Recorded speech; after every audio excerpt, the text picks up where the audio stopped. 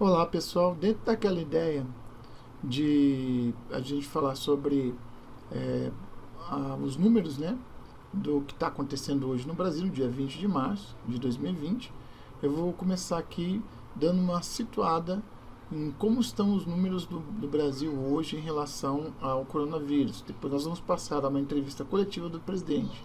Vamos aos números então. O Ministério da Saúde atualizou os números da Covid-19 e reforçou a importância do isolamento domiciliar.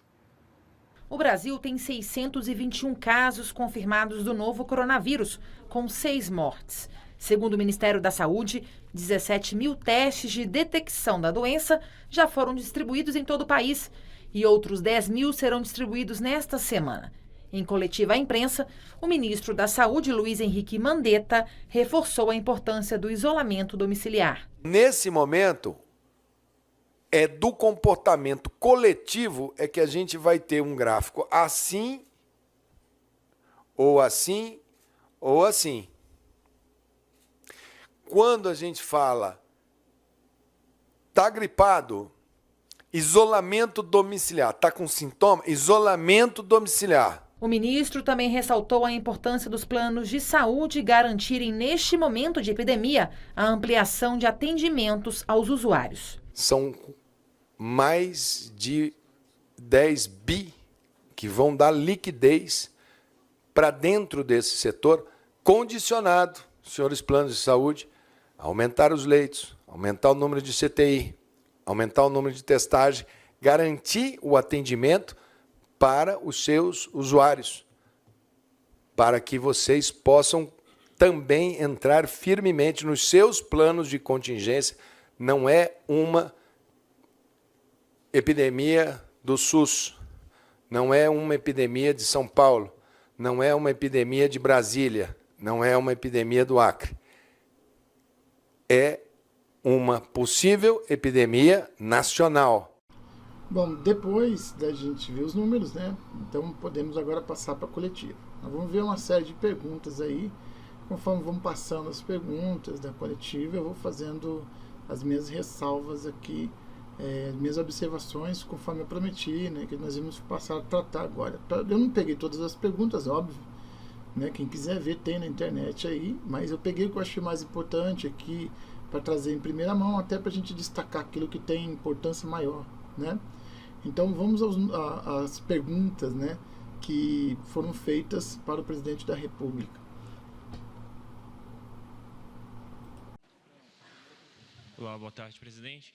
A primeira pergunta que nós gostaríamos de fazer ao senhor é se o senhor vai se submeter a um novo exame e quando é que esse exame vai ser realizado. E a gente também gostaria de saber se o senhor já tentou entrar em contato com o Xi Jinping, mandatário da China, e como é que o senhor avalia esse desentendimento diplomático que houve mais nos últimos dias. Obrigado. Posso me submeter a outro exame de acordo com a orientação médica. Já passei pelo segundo teste e deu negativo. Quanto ao Xi Jinping, tem um canal aberto com ele, gozo de simpatia por parte dele e sempre me colocou à disposição. Não existe qualquer crise do governo brasileiro para com o governo chinês.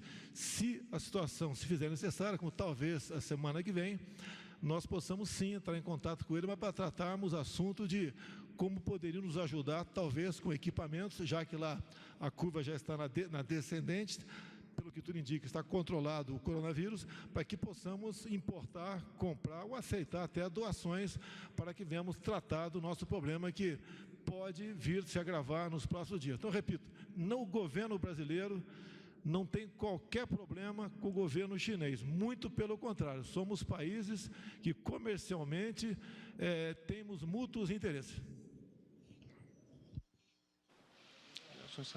Fábio Murakana, Valor Econômico.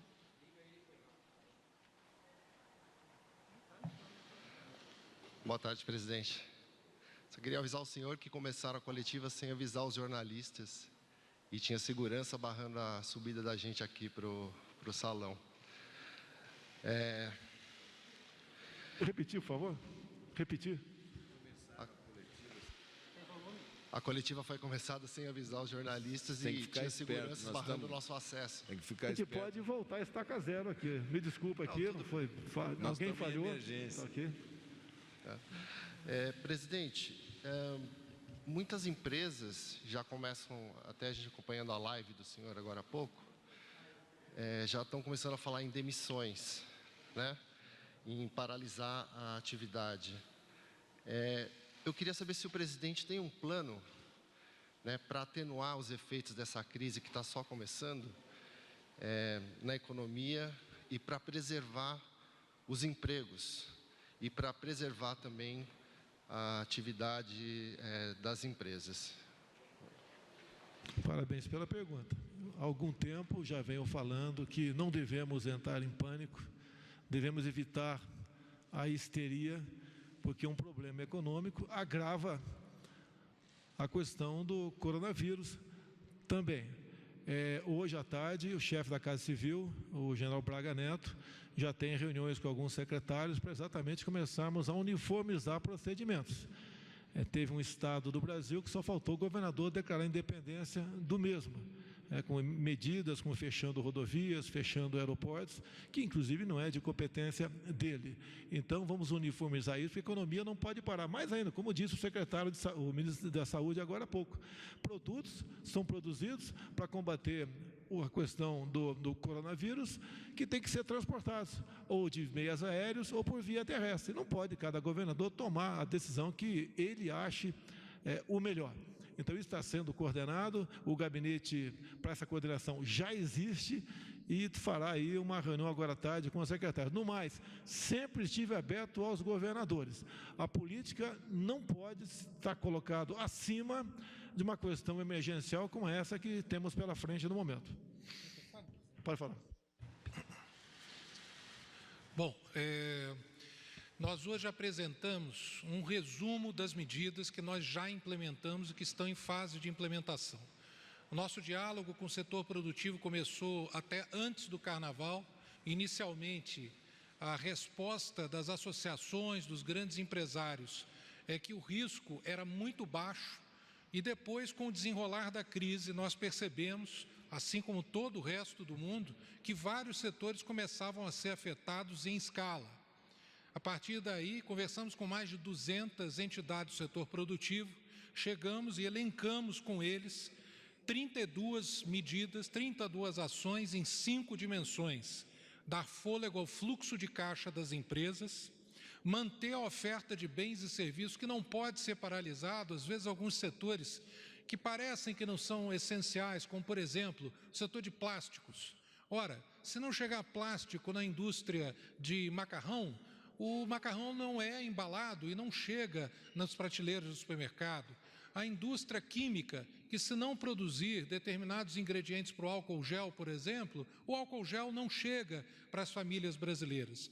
A partir daí, começamos também com planos de contingência, conversando com vários setores, para que esses produtos não faltassem, e continuamos implementando. Começamos também a acelerar algumas medidas de desburocratização que afetam a continuidade dos nossos produtos e serviços, medidas de flexibilização trabalhista para manter os empregos, que depois da preservação da saúde da nossa população é a nossa principal preocupação, medidas de flexibilização mantendo a renda dos trabalhadores para o consumo responsável, que é a 5ª linha de ações. A liberação de várias linhas, FGTS, antecipação de 13º de aposentados e assim por diante, para que as famílias consigam manter o seu consumo responsável. Essas 5 linhas, já 29 das medidas já estão em fase adiantada de implementação ou já foram implementadas, mas isso é algo vivo. Na medida em que nós tenhamos mais informações e saibamos o que acontece com a economia, nós implementaremos mais medidas, sempre em comunicação com a sociedade brasileira. Agora, o importante é que o povo brasileiro tenha a serenidade e o senso de urgência para proteger a saúde, mas, ao mesmo tempo, manter as nossas atividades econômicas básicas em funcionamento.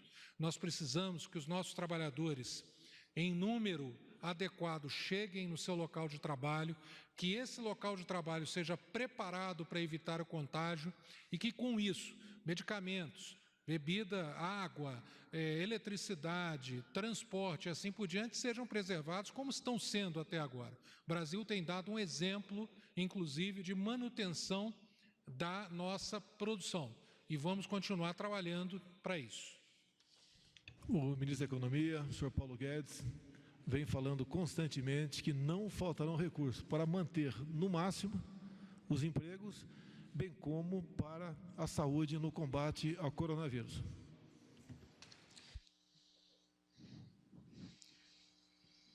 Próxima pergunta, Pedro Vilela, Agência Brasil.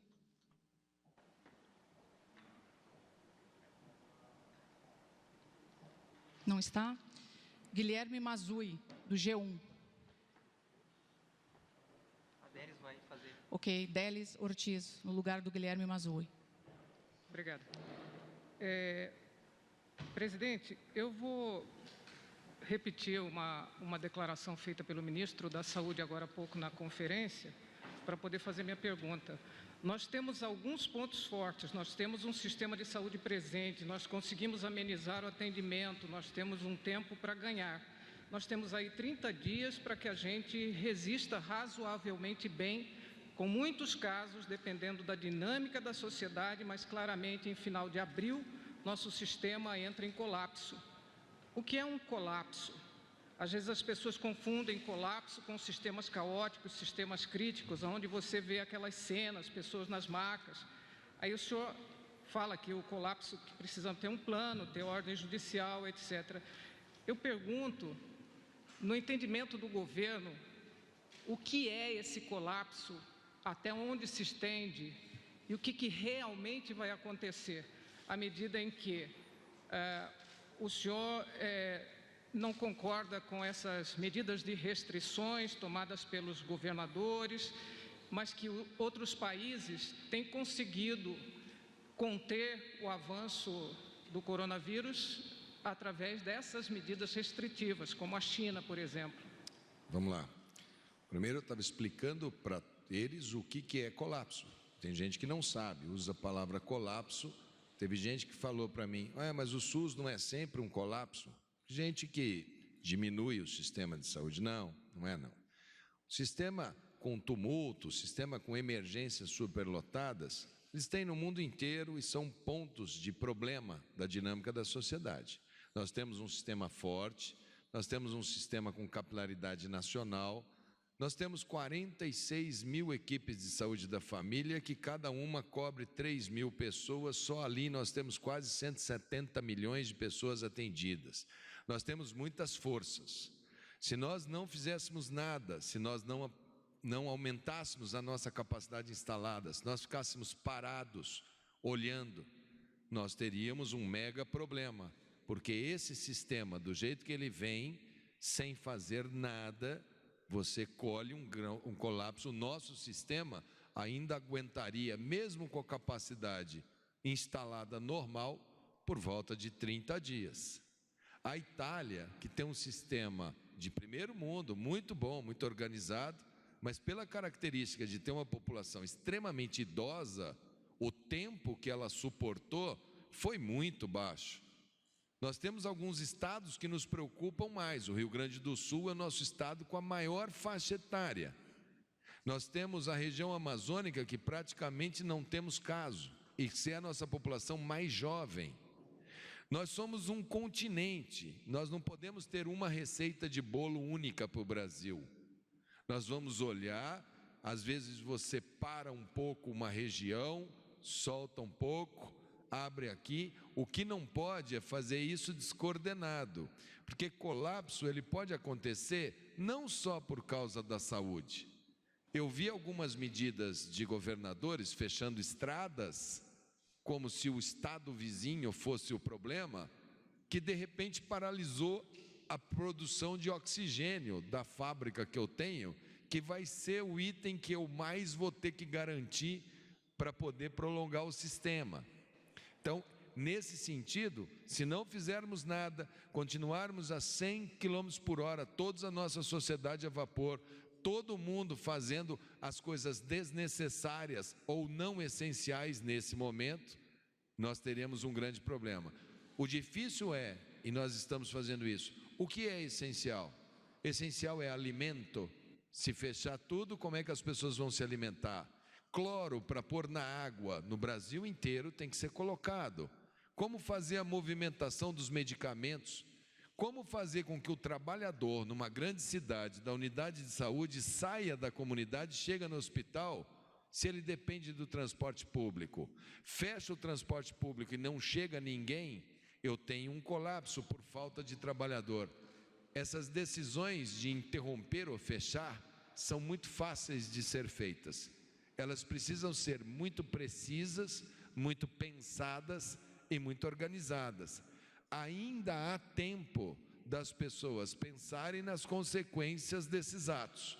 No nível federal, nós estamos pensando e tomando com todo cuidado. Se não fizer nada, chega nesse ponto.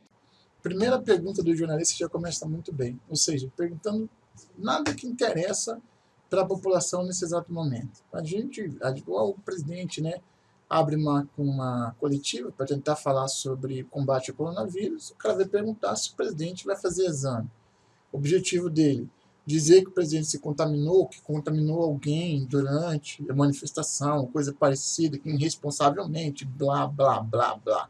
Então se perde muito tempo no Brasil falando fofoca, fazendo intriga, e o que tem que fazer não faz. E ainda acusam o presidente de não fazer aquilo que ele tem que fazer. É muita cara de pau, é muita sem vergonhice, é muita má vontade, é muita má índole nesse ponto.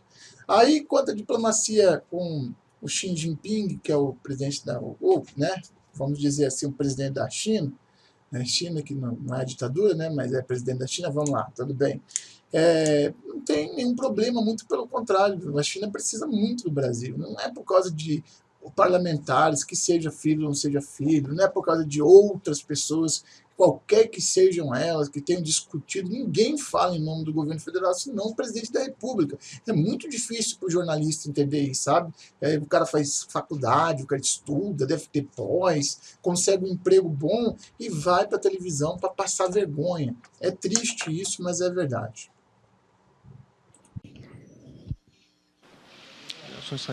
Fábio Murakana, Valor Econômico. Presidente, muitas empresas já começam, até a gente acompanhando a live do senhor agora há pouco, já estão começando a falar em demissões, né? Em paralisar a atividade. Eu queria saber se o presidente tem um plano, né, para atenuar os efeitos dessa crise que está só começando na economia, e para preservar os empregos e para preservar também a atividade das empresas. Parabéns pela pergunta.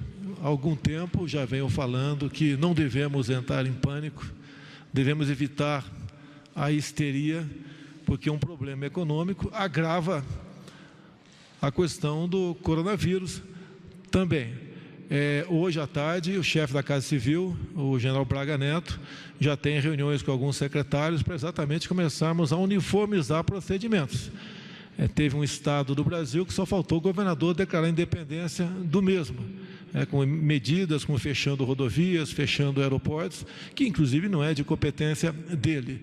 Então vamos uniformizar isso, porque a economia não pode parar. Mais ainda, como disse o ministro da Saúde agora há pouco, produtos são produzidos para combater a questão do coronavírus, que tem que ser transportados, ou de meios aéreos ou por via terrestre. Não pode cada governador tomar a decisão que ele ache o melhor. Então, isso está sendo coordenado, o gabinete para essa coordenação já existe e fará aí uma reunião agora à tarde com os secretários. No mais, sempre estive aberto aos governadores. A política não pode estar colocada acima de uma questão emergencial como essa que temos pela frente no momento. Pode falar. Bom, nós hoje apresentamos um resumo das medidas que nós já implementamos e que estão em fase de implementação. O nosso diálogo com o setor produtivo começou até antes do Carnaval. Inicialmente, a resposta das associações, dos grandes empresários, é que o risco era muito baixo e depois, com o desenrolar da crise, nós percebemos, assim como todo o resto do mundo, que vários setores começavam a ser afetados em escala. A partir daí, conversamos com mais de 200 entidades do setor produtivo, chegamos e elencamos com eles 32 medidas, 32 ações em 5 dimensões: dar fôlego ao fluxo de caixa das empresas, manter a oferta de bens e serviços que não pode ser paralisado. Às vezes alguns setores que parecem que não são essenciais, como por exemplo o setor de plásticos. Ora, se não chegar plástico na indústria de macarrão, o macarrão não é embalado e não chega nas prateleiras do supermercado. A indústria química, que se não produzir determinados ingredientes para o álcool gel, por exemplo, o álcool gel não chega para as famílias brasileiras. A partir daí, começamos também com planos de contingência, conversando com vários setores, para que esses produtos não faltassem, e continuamos implementando. Começamos também a acelerar algumas medidas de desburocratização que afetam a continuidade dos nossos produtos e serviços, medidas de flexibilização trabalhista para manter os empregos, que depois da preservação da saúde da nossa população é a nossa principal preocupação, medidas de flexibilização mantendo a renda dos trabalhadores para o consumo responsável, que é a 5ª linha de ações, a liberação de várias linhas, FGTS, antecipação de 13º de aposentados e assim por diante, para que as famílias consigam manter o seu consumo responsável. Essas 5 linhas, já 29 das medidas já estão em fase adiantada de implementação ou já foram implementadas, mas isso é algo vivo. Na medida em que nós tenhamos mais informações e saibamos o que acontece com a economia, nós implementaremos mais medidas, sempre em comunicação com a sociedade brasileira. Agora, o importante é que o povo brasileiro tenha a serenidade e o senso de urgência para proteger a saúde, mas, ao mesmo tempo, manter as nossas atividades econômicas básicas em funcionamento. Nós precisamos que os nossos trabalhadores, em número adequado, cheguem no seu local de trabalho, que esse local de trabalho seja preparado para evitar o contágio e que, com isso, medicamentos, bebida, água, eletricidade, transporte, assim por diante, sejam preservados como estão sendo até agora. O Brasil tem dado um exemplo, inclusive, de manutenção da nossa produção e vamos continuar trabalhando para isso. O ministro da Economia, o senhor Paulo Guedes, vem falando constantemente que não faltarão recursos para manter, no máximo, os empregos, bem como para a saúde no combate ao coronavírus. A imprensa é muito engraçada, né? Tá. A segunda pergunta fala das demissões, né, da paralisação de atividades, né, desemprego e ações econômicas. Engraçado. Muitas pessoas estão aí falando besteira de que pelo presidente da República não teria começado o isolamento, quarentena, etc. O que aconteceu ali é que se estava seguindo uma regra do ministro da Saúde, que inclusive na lei que fala sobre a quarentena, que fala sobre a paralisação, era ele que ia dar o start para o presidente no momento correto. Momento esse que foi atropelado pelos governadores, pelos prefeitos, e indo de encontro e não ao encontro, tá? Então contra, né? De encontro às necessidades básicas, principalmente daqueles que mantêm empregos que não são fixos, né? não são aposentados, não são pessoas que trabalham no governo, né, de maneira geral, não são funcionários públicos, né? E esses que precisam faturar, esses que giram a roda da economia do Brasil. Bom, entretanto, esse pânico, esse desespero que foi gerado por governadores, que parecem verdadeiros imperadores, parece que não existe um governo federal, cada um faz alguma coisa, e parece que nós não somos uma confederação, nós somos uma república. E parece que nessa república cada um decidiu fazer o que queria, sem querer respeitar a competência do presidente da república. Bom, esses governadores e prefeitos passaram suas competências, inclusive fechando algumas estradas que eram de competência federal, e podendo até prejudicar vamos dizer assim, a economia antes do momento certo de se fazer essa quarentena. Bom, Aí tem muita gente questionando, então quando é que era o momento que eu tivesse todo mundo contaminado, etc e tal. Beleza. Aí esse Fábio Morlana joga para o presidente como se fosse dele a responsabilidade de ter dado o primeiro passo. Então a responsabilidade de ter dado o primeiro passo não foi dele em respeito a fechamento. O que eu estou querendo dizer aqui? Eu não estou dizendo que não tinha que fechar. Eu só estou dizendo que tem que ser um fechamento inteligente. Ele não pode ser simplesmente, para de rodar táxi, para de rodar ônibus. Agora faz. Tem que se analisar cada caso. Por isso, o senhor secretário da Produtividade, Emprego e Competitividade deu uma aula sobre o assunto, sobre os prognósticos, como é que vão ser feitos, os trabalhos em relação à tentativa de manter todos os empregos, que vai ter demissões, assim como vão ter mortes.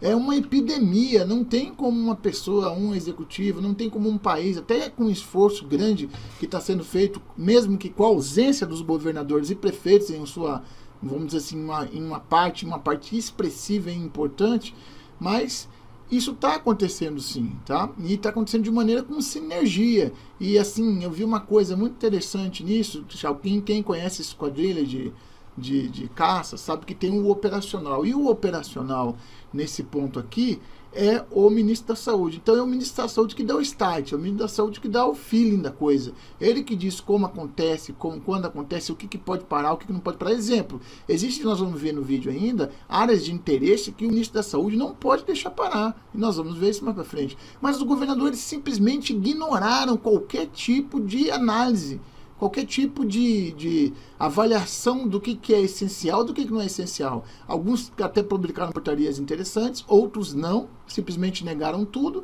e começaram uma coisa que antes do carnaval a gente não via. Mas passado o carnaval começou-se então uma campanha massiva, né? E um motivo pelos quais o pessoal que se manifestou no dia 15 de março não aceitou ficar em casa. Por que no carnaval todo mundo foi pro carnaval e quando chegou o momento da manifestação não poderia ir? Essa foi a crítica principal. E tem gente que fala que o presidente fomentou a ida das pessoas. As pessoas foram porque queriam e não porque o presidente tivesse chamado. Muito pelo contrário, ele não ia ser responsável de fazer isso. E quando ele chegou a ter o contato com as pessoas, ele já tinha, a manifestação já estava quase que terminando já, estava quase que acabando lá em Brasília, no caso de Brasília, né? Cada lugar teve seu horário. Então, essa é a crítica que se faz, economicamente falando, a respeito do problema de adiantar a situação e a correria que houve nessa semana passada em relação ao desespero de álcool gel, ao desespero de ir para o supermercado, comprar coisas que não precisava, acabar com as coisas que tem no mercado, como se fosse fazer falta, como se fosse faltar. E não vai faltar nada, o que foi um grande exagero, e é por isso que foi a crítica do presidente para esses governadores, prefeitos, que tentaram se rebelar aí, fazer um contraponto ao presidente ter dito que não era para tanto, não era para ter histeria e nem para ter pânico. Essa é a minha opinião. A Délis vai fazer. Ok, Délis Ortiz. Obrigado. Presidente, eu vou repetir uma declaração feita pelo ministro da Saúde agora há pouco na conferência, para poder fazer minha pergunta. Nós temos alguns pontos fortes, nós temos um sistema de saúde presente, nós conseguimos amenizar o atendimento, nós temos um tempo para ganhar. Nós temos aí 30 dias para que a gente resista razoavelmente bem, com muitos casos, dependendo da dinâmica da sociedade, mas claramente em final de abril, nosso sistema entra em colapso. O que é um colapso? Às vezes as pessoas confundem colapso com sistemas caóticos, sistemas críticos, onde você vê aquelas cenas, pessoas nas macas. Aí o senhor fala que o colapso, que precisamos ter um plano, ter ordem judicial, etc.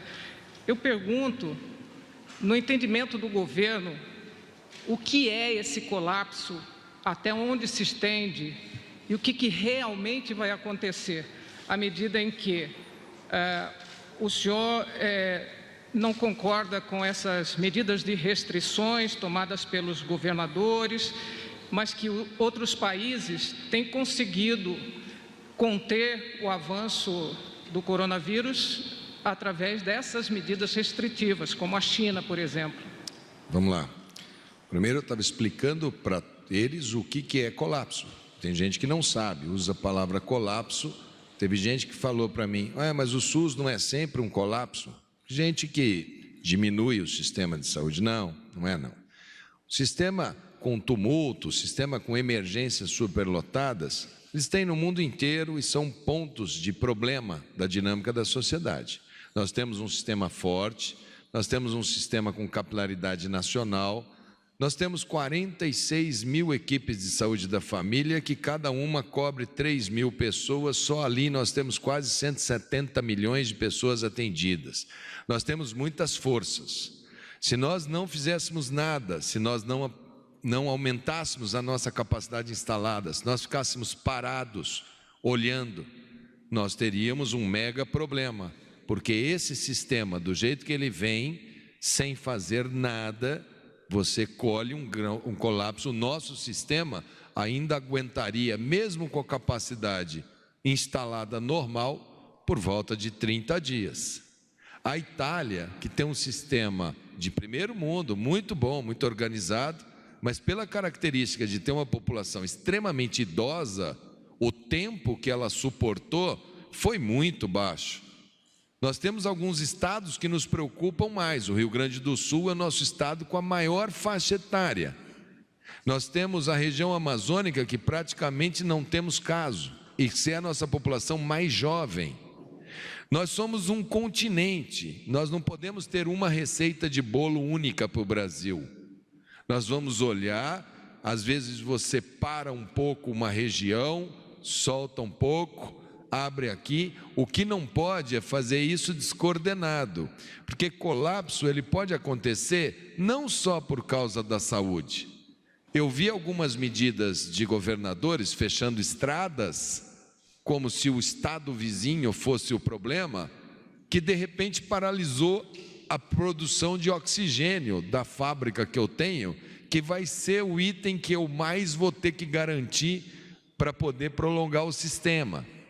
Então, nesse sentido, se não fizermos nada, continuarmos a 100 km por hora, toda a nossa sociedade a vapor, todo mundo fazendo as coisas desnecessárias ou não essenciais nesse momento, nós teremos um grande problema. O difícil é, e nós estamos fazendo isso, o que é essencial? Essencial é alimento.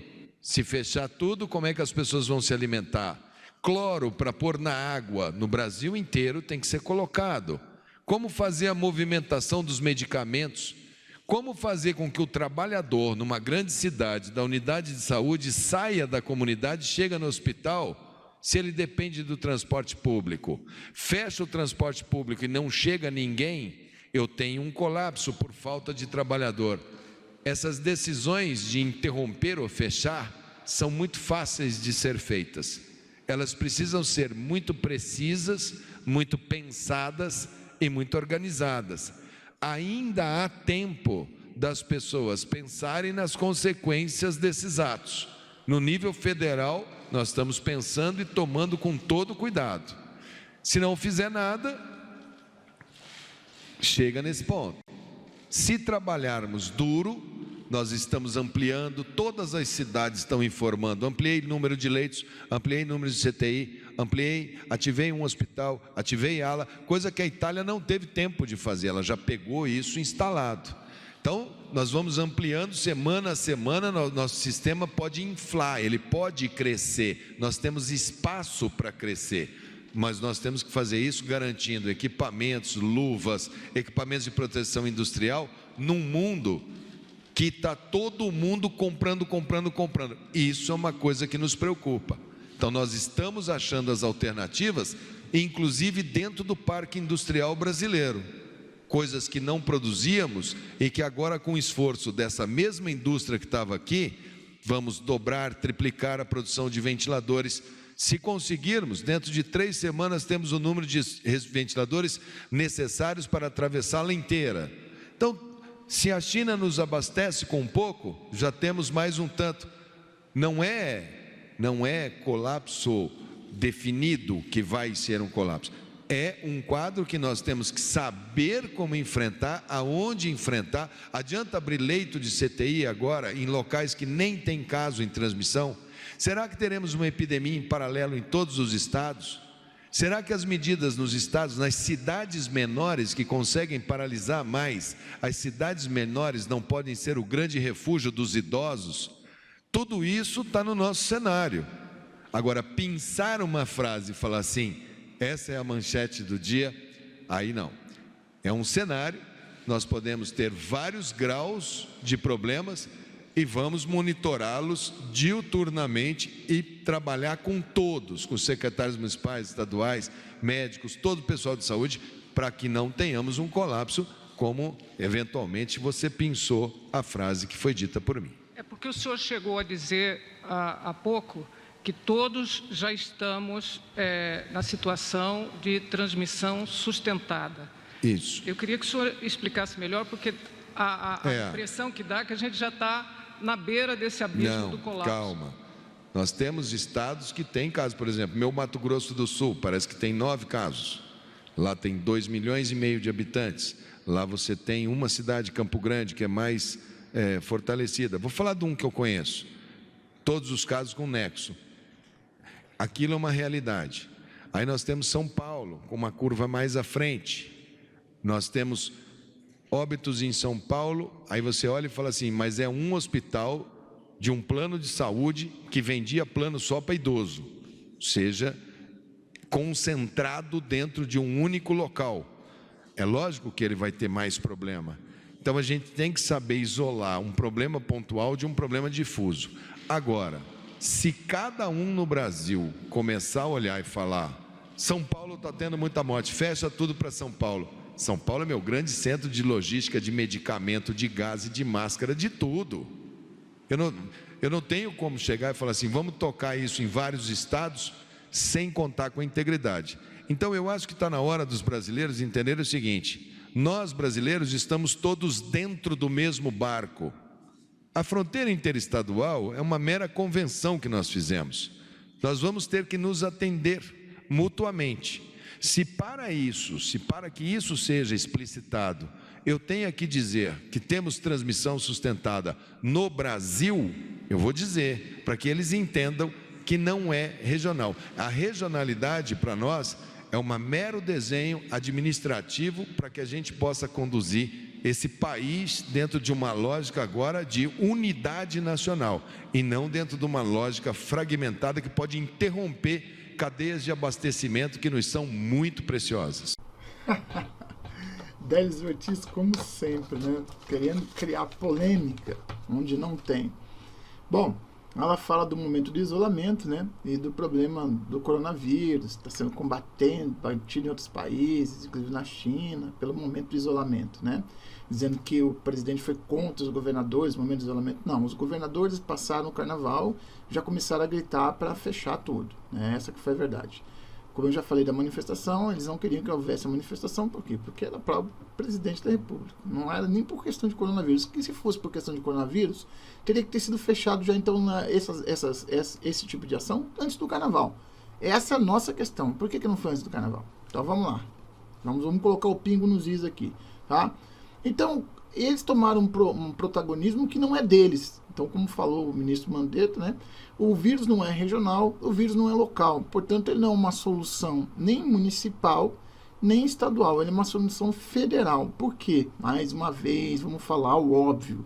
Porque se você não tiver um estudo federal sobre os locais onde você vai fechar, as empresas que você vai fechar, etc., os meios que você vai, vamos dizer assim, interromper o funcionamento, tá certo? Sobre essa égide do isolamento, você pode ter um desabastecimento federal de ter determinados insumos que são de interesse, como eu falei aqui, do ministro Mandetta e da saúde, a saúde brasileira, tá certo? Como eu falei, ele é o nosso operacional, é o cara que está vendo o problema de dentro, é um vírus, gente, tanto é que na lei foi colocado ele como principal, o ministro da saúde, etc e tal, né? O presidente da República é o grande gerente, mas a pessoa que pede, a pessoa que solicita, a ponta da linha é o ministro da saúde.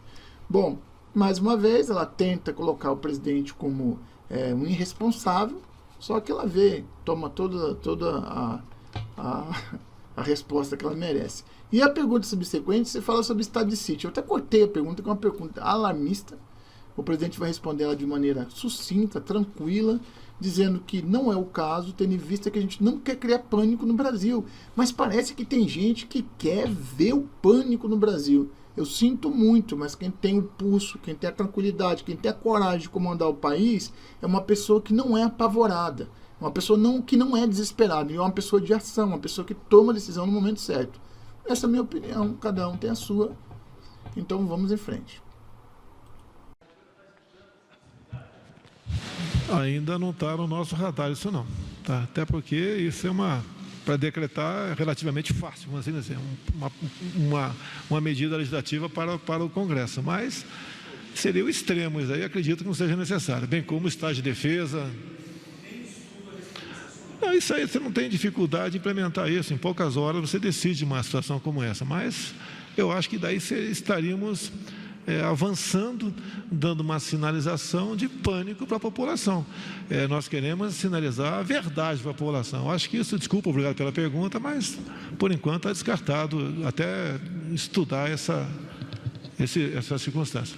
Presidente, eu posso só complementar uma questão? Eu acho que esse final de semana, esse sábado e esse domingo, vai ser um grande teste de maturidade da população, um grande teste de entendimento das mensagens.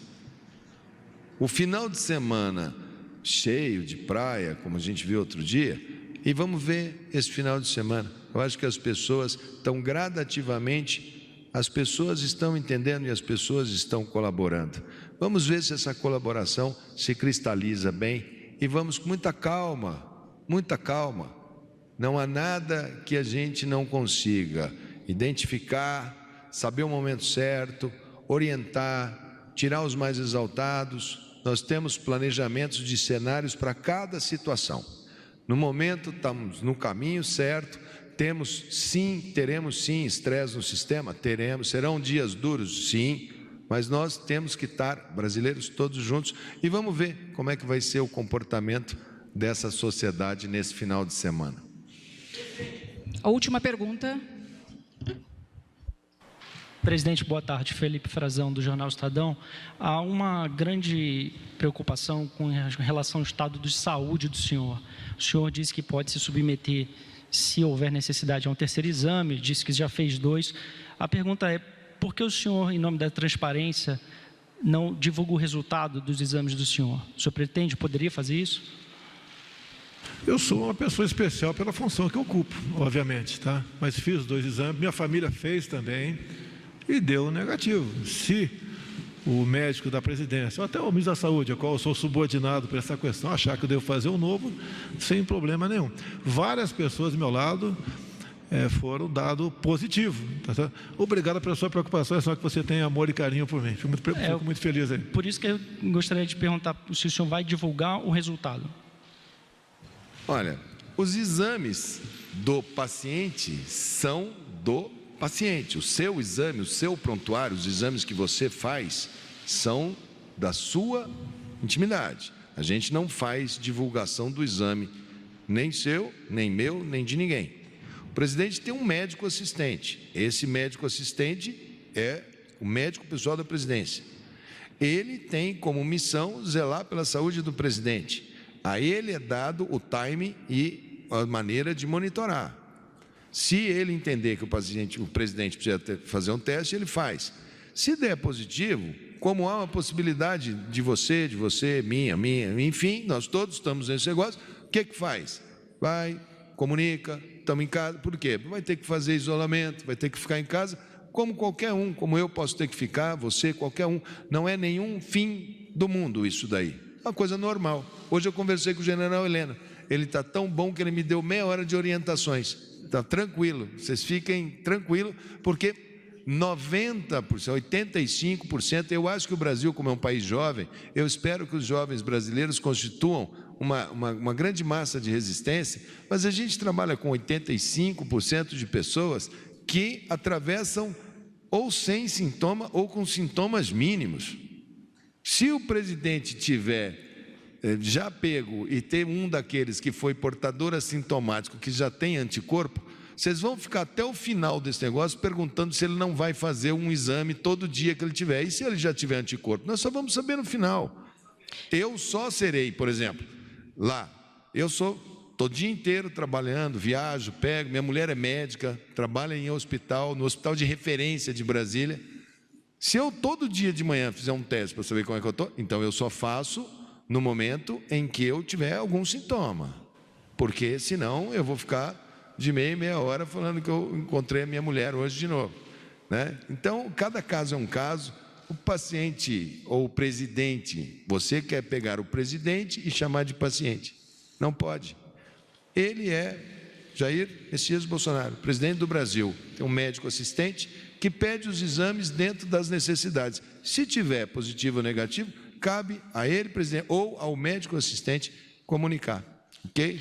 Eu acho que isso daí é muito bom, a sua pergunta, porque há uma invasão, não digo nem do presidente, que o presidente se submete muito bem a essa questão e é muito frágil, mas tem gente procurando saber, parece uma coisa patológica, assim, meio mórbida.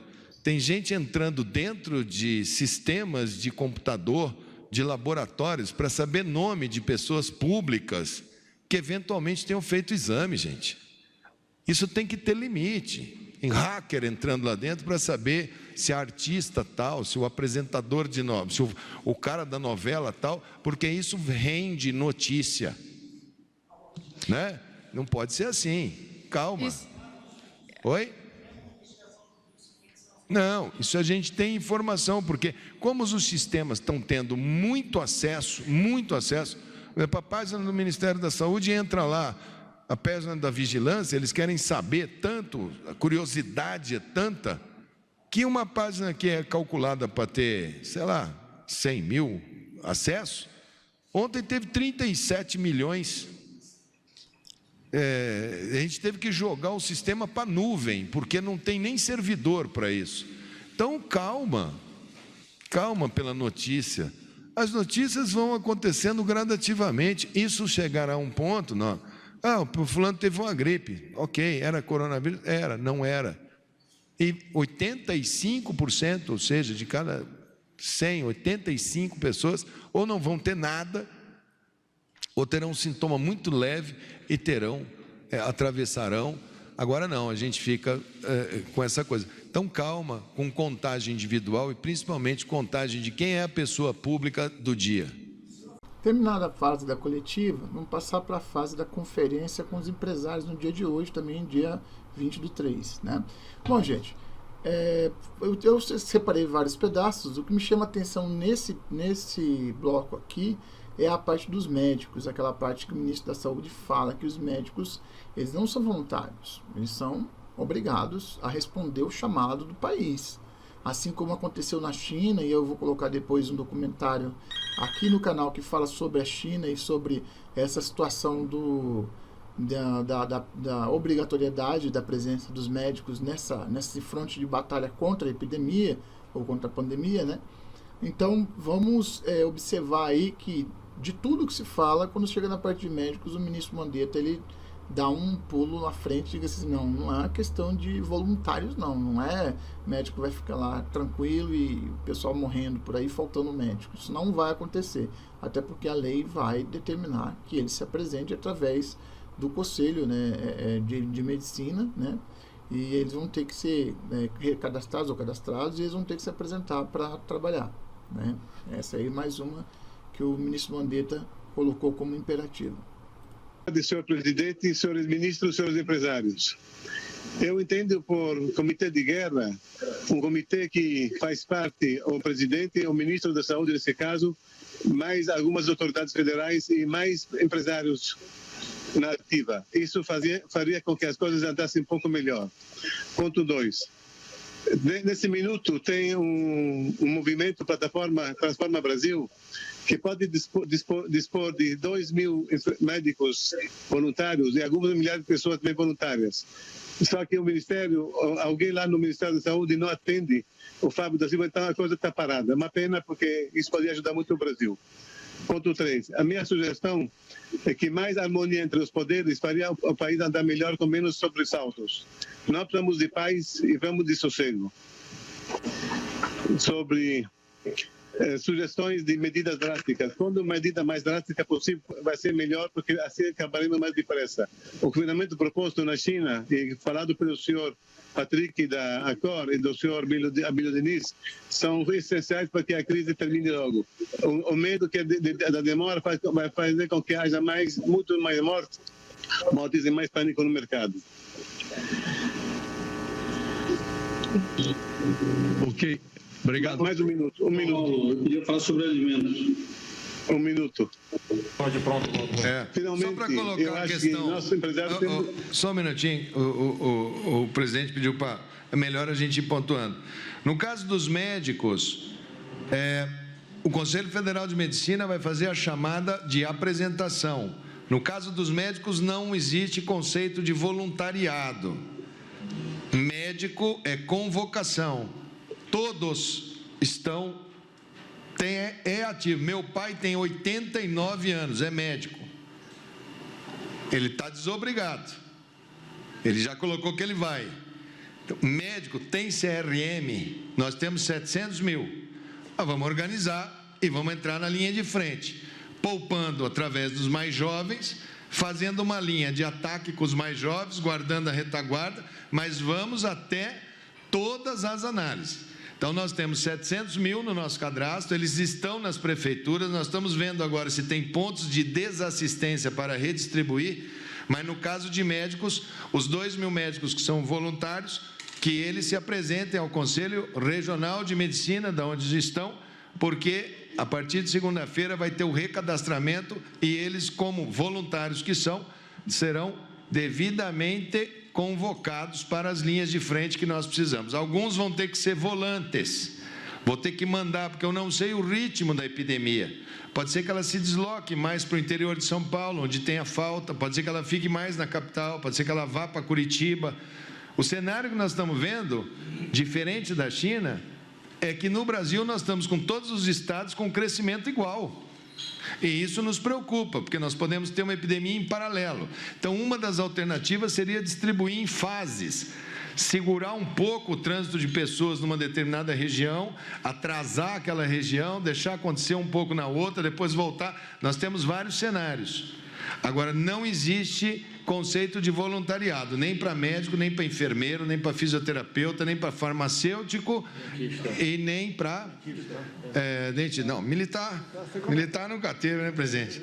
As Forças Armadas, inclusive, quando chama, está sempre ali, nós temos todos os médicos militares, mas só para deixar claro, essa questão não é do Ministério da Saúde, é Conselho Regional e Federal de Medicina. Obrigado, E para terminar, Paulo, um minuto só, por favor.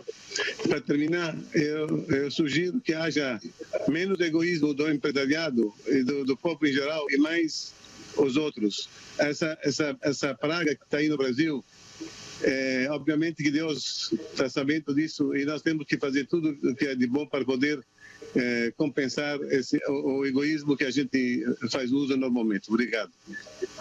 Obrigado, Eli. Mais alguém? Vale a pena ressaltar que a indústria farmacêutica também tem um papel importante, né? Porque não adianta ter médico se não tiver remédios. E aí também é um desafio do governo federal acertar um passo com a indústria farmacêutica para que todo o abastecimento necessário para os remédios do coronavírus, né, que tenham a ver com o coronavírus, mesmo não tendo os principais aí, que seria uma vacina, etc., é um remédio efetivo, mas toda a medicação que tem a ver com controle de febre, etc., a medicação que os médicos possam ter que lançar a mão, inclusive as pesquisas, devem ser observadas, né? Vamos continuar. O ministro disse, ela está pronta para a reação. O importante, ministro, é o seguinte, é que quando acontece um caso desse da cloroquina, ou os medicamentos para o caso do coronavírus, é uma repercussão mundial.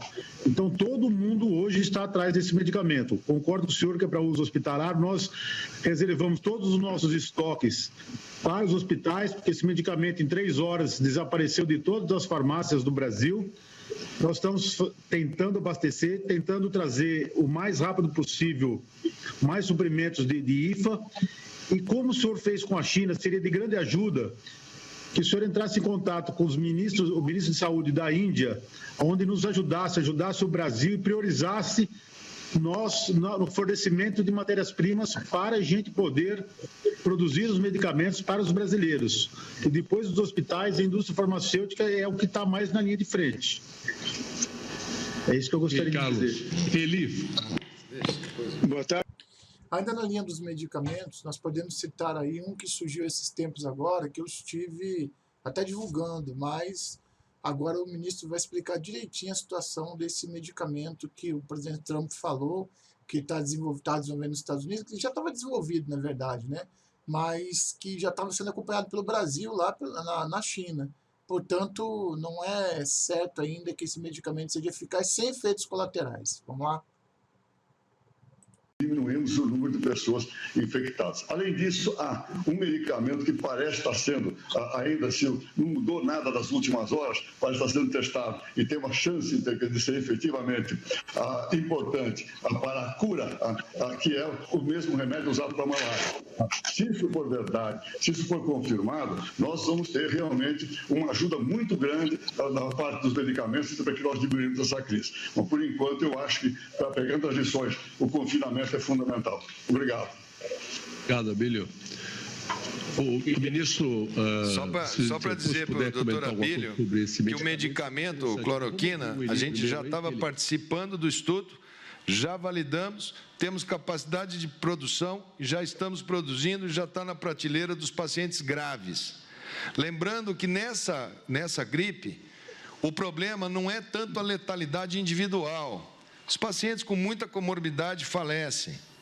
E falecem de influenza, todos os anos. O problema é entrarem todos juntos ao mesmo tempo no sistema de saúde. O vírus ele é agressivo para o sistema de saúde e suas consequências.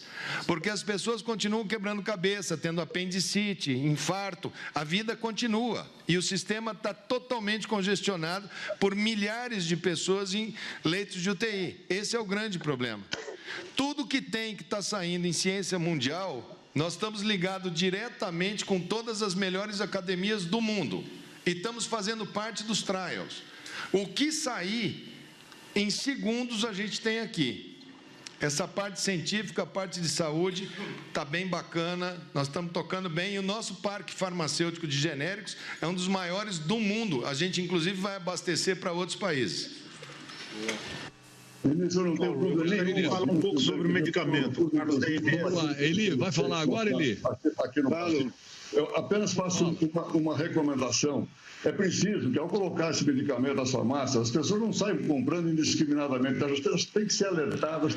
Nós temos que fazer alardear pela mídia que esse medicamento é importante, mas não tem que ser comprado antes, como está sendo já está acontecendo em algumas farmácias. Esse medicamento é experimental, já tinha sido utilizado na China, nós participamos da trial, ele tem muitas limitações, tem muitos efeitos colaterais, ele é indicado para os casos graves entubados. Nós ainda não temos, é fake news, a informação que temos um comprimido que toma e sara. Não tem. O medicamento faz muita lesão hepática, surdez, tem uma série de contraindicações. Não adianta sair comprando e colocar em casa que pode morrer do medicamento. Deixa isso na mão dos médicos. Eu vou avisar bem claramente para a população hoje.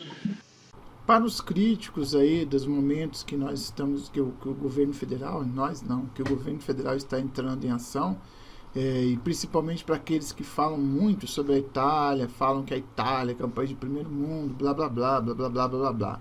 Eu já citei várias vezes nos vídeos aqui, as pessoas não aceitam, né? As questões sobre tabagismo, as questões sobre idade, as questões sobre frio, sobre condições de moradia, sobre várias epidemias de gripe que já acontecem todos os anos, né, e as questões aí de colapso, que é esse colapso que o ministro está falando, mas eu vou deixar o ministro dar uma aula sobre Itália, sobre qual foi a condição que a Itália teve, que nós não vamos ter, que não tem como nós termos, porque isso já está sendo tomado as providências já há muito tempo. Acontece que não está sendo gritada para os quatro cantos, como as pessoas querem fazer, né? Se gritar desespero, sai todo mundo correndo, loucura. Vamos ver o que o ministro tem para falar para vocês a respeito dessa situação de comparação do Brasil com a Itália? Se trabalharmos duro, nós estamos ampliando, todas as cidades estão informando, ampliei o número de leitos, ampliei o número de CTI, ativei um hospital, ativei ala, coisa que a Itália não teve tempo de fazer, ela já pegou isso instalado. Então, nós vamos ampliando semana a semana, nosso sistema pode inflar, ele pode crescer, nós temos espaço para crescer. Mas nós temos que fazer isso garantindo equipamentos, luvas, equipamentos de proteção industrial, num mundo que está todo mundo comprando. Isso é uma coisa que nos preocupa. Então, nós estamos achando as alternativas, inclusive dentro do parque industrial brasileiro. Coisas que não produzíamos e que agora, com o esforço dessa mesma indústria que estava aqui, vamos dobrar, triplicar a produção de ventiladores. Se conseguirmos, dentro de 3 semanas, temos o número de ventiladores necessários para atravessá-la inteira. Então, se a China nos abastece com um pouco, já temos mais um tanto. Não é colapso definido que vai ser um colapso. É um quadro que nós temos que saber como enfrentar, aonde enfrentar. Adianta abrir leito de CTI agora em locais que nem tem caso em transmissão? Será que teremos uma epidemia em paralelo em todos os estados? Será que as medidas nos estados, nas cidades menores que conseguem paralisar mais, as cidades menores não podem ser o grande refúgio dos idosos? Tudo isso está no nosso cenário. Agora, pensar uma frase e falar assim, essa é a manchete do dia, aí não. É um cenário, nós podemos ter vários graus de problemas, e vamos monitorá-los diuturnamente e trabalhar com todos, com os secretários municipais, estaduais, médicos, todo o pessoal de saúde, para que não tenhamos um colapso, como eventualmente você pensou a frase que foi dita por mim. É porque o senhor chegou a dizer há pouco que todos já estamos na situação de transmissão sustentada. Isso. Eu queria que o senhor explicasse melhor, porque a impressão que dá é que a gente já está na beira desse abismo do colapso. Calma. Nós temos estados que têm casos, por exemplo, meu Mato Grosso do Sul, parece que tem 9 casos. Lá tem 2,5 milhões de habitantes. Lá você tem uma cidade, Campo Grande, que é mais fortalecida. Vou falar de um que eu conheço. Todos os casos com nexo. Aquilo é uma realidade. Aí nós temos São Paulo, com uma curva mais à frente. Nós temos óbitos em São Paulo, aí você olha e fala assim, mas é um hospital de um plano de saúde que vendia plano só para idoso, ou seja, concentrado dentro de um único local. É lógico que ele vai ter mais problema. Então a gente tem que saber isolar um problema pontual de um problema difuso. Agora, se cada um no Brasil começar a olhar e falar, São Paulo está tendo muita morte, fecha tudo para São Paulo. São Paulo é meu grande centro de logística, de medicamento, de gás e de máscara, de tudo. Eu não tenho como chegar e falar assim, vamos tocar isso em vários estados, sem contar com a integridade. Então eu acho que está na hora dos brasileiros entenderem o seguinte, nós brasileiros estamos todos dentro do mesmo barco. A fronteira interestadual é uma mera convenção que nós fizemos. Nós vamos ter que nos atender mutuamente. Se para que isso seja explicitado, eu tenho que dizer que temos transmissão sustentada no Brasil, eu vou dizer, para que eles entendam que não é regional. A regionalidade para nós é um mero desenho administrativo para que a gente possa conduzir esse país dentro de uma lógica agora de unidade nacional e não dentro de uma lógica fragmentada que pode interromper cadeias de abastecimento que nos são muito preciosas. Ao mesmo tempo que a gente olha e vê essa necessidade, se a gente sabe quanto que a gente precisa ali na frente, eu tenho o cálculo do número, eu acho que a gente vai conseguir administrar. A Itália, as pessoas estão em situação, a Itália está em situação, não é nem de calamidade, é pós-calamidade. Ela tinha comprado alguns equipamentos aqui, nós seguramos. Eu pedi para o presidente segurar. Sabendo que vocês estão conseguindo canais, estão conseguindo entrar, eu até como pessoa mesmo, como cidadão, me sinto muito desconfortável e eu gostaria de ver que se a gente tivesse a certeza de que todas essas intenções se materializam, Eu imagino que quando a Itália estiver caindo, a gente vai estar subindo. E pode ser que a gente faça, te entrego dali na frente, você me devolve. O que seria uma demonstração mundial de correção e humanidade. Então, se vocês têm realmente essa condição, eu consigo fazer isso com o ministro da Saúde italiano, que é um pedido do presidente, que dentro do possível, nós não esqueçamos que nós somos todos desse mesmo planeta, e a gente precisa de solidariedade também. Então, quem tiver essas iniciativas, conseguir isso, conseguir... Às vezes a gente tem um raciocínio que pode ser por vias tortas, mas que vai dar um ponto de equilíbrio muito bom, porque quando a Itália cair, a gente pode receber o excedente dela, e se eu empresto para ela tantos, ela me devolve tantos. Eu acredito que pode ser uma iniciativa muito interessante também. Mas eu preciso ter a certeza dessas iniciativas de comprei tantos respiradores, e antes de colocar no lugar, coloque nesse conceito para a gente saber em que volume, em que quantidade que a gente está expandindo essa rede. Agora nós partimos para um fechamento onde a indústria brasileira, os empresários brasileiros da indústria, do comércio, os grandes empresários se colocaram à disposição do governo federal. É isso que se espera, que toda a sociedade dê as mãos, né, e não fiquem com brigas ideológicas nesse momento.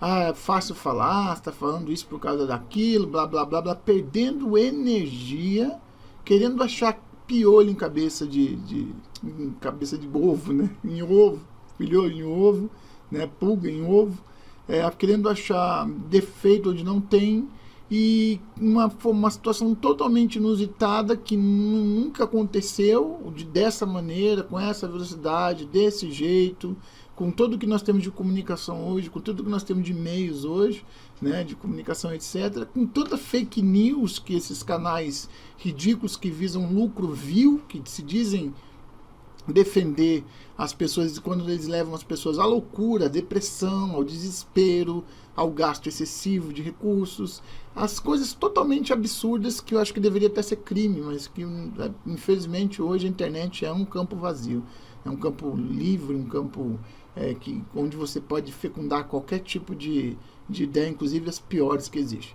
Portanto, antes eu vou deixar fazer o fechamento aqui, né? E depois do fechamento eu dou minha opinião final, né, do vídeo, e explico mais uma vez qual foi a intenção desse vídeo e o porquê que nós estamos fazendo o vídeo nesses moldes, tá ok? E tudo o que mais for necessário, nós estaremos aqui a postos. Então, com a sua permissão, presidente Jair Bolsonaro, e pela colocação do nosso ministro-chefe da Casa Civil, general Braga Neto, nós estaremos à disposição. Vou procurar esses grandes grupos brasileiros de vários setores, que nesse momento estão todos dispostos a ajudar a resolver o problema. E nós estaremos aí a postos para atender o que for necessário, dando toda a agilidade e apoio.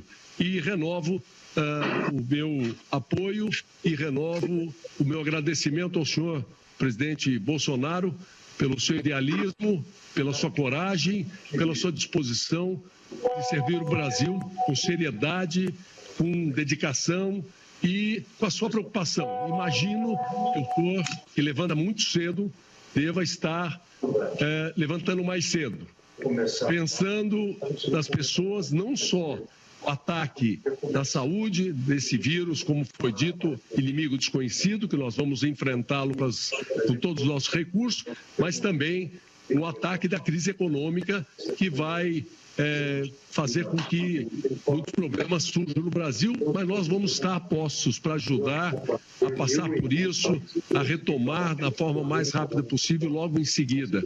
E para isso, esse canal aberto com os ministérios, através da Casa Civil, será fundamental, seja para atender demandas, seja para corrermos atrás, seja para darmos sugestões que possam também se juntar às iniciativas todas corretas que aqui foram anunciadas, mas naturalmente, dentro da dinâmica dessa crise, dessas próximas semanas ou meses, todo dia será um dia de novidades e nós vamos ter que nos adaptar todo dia às novas situações e criar iniciativas. Meu pai dizia que a necessidade é a mãe das invenções.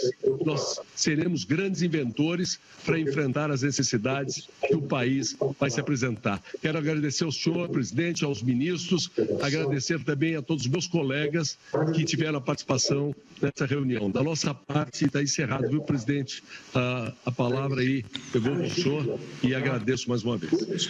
Prezado Paulo Scaff, presidente da Fiesp, senhores empresários, este é um momento ímpar em nosso país, onde uma classe tão importante como a dos senhores, de coração, se oferecem para atender necessidades de um povo que contava quase sempre no passado apenas com o governo federal. E esse oferecimento de vocês engrandece a todos nós, mostra o espírito humanitário do povo brasileiro e tenho certeza que as medidas que estamos tomando no momento, algumas ainda preventivas e muito contribuirão para que nós possamos mitigar os problemas que, com toda certeza, infelizmente, se apresentarão nos próximos dias.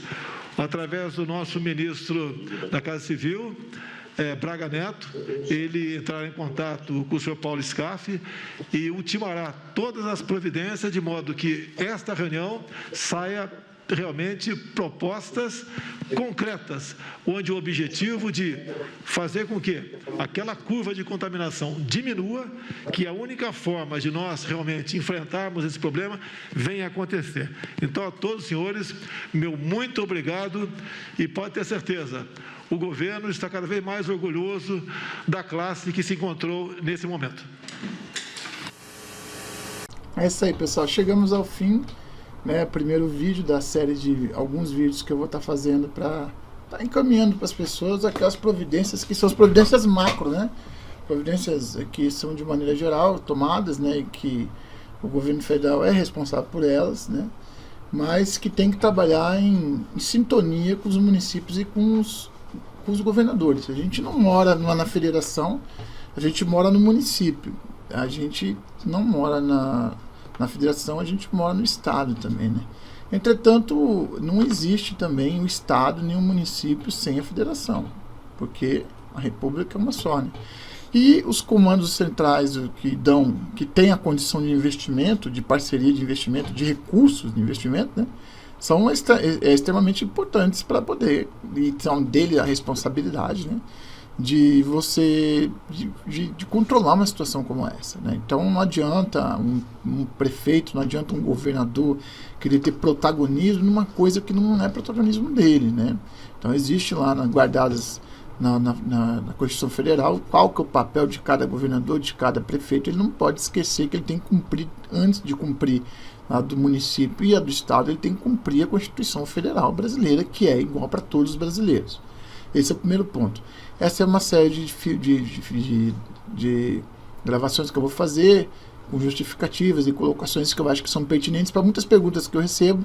Tanto eu vou colocar aqui no canal Bira Monteiro, quanto eu vou colocar no canal Vila Nova Campo Grande, que é o canal que eu tenho do bairro, do meu bairro, que é onde eu moro, né, que também faz parte da cidade, né?